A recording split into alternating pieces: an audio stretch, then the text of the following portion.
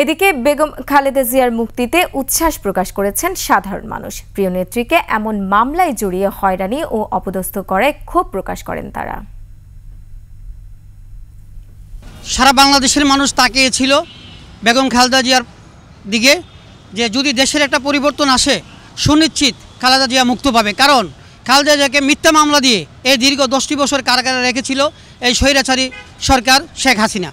একজন সাবেক প্রধানমন্ত্রী, 3 বারের সম্মানীয় প্রধানমন্ত্রী, উনি যেহেতু মুক্তি পাইছে আমরাও খুশি।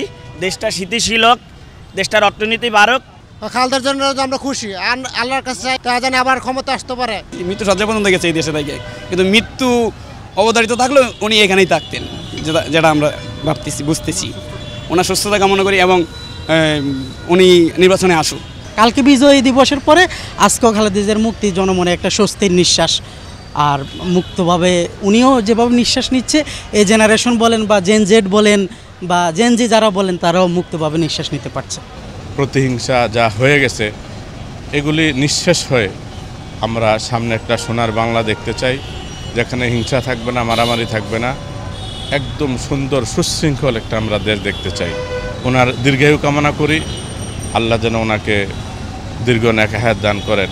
উনি যেন আমাদের এই সোনার বাংলাদেশটা সুন্দরভাবে চলছে সেটা যেন দীর্ঘদিন দেখে যেতে পারেন।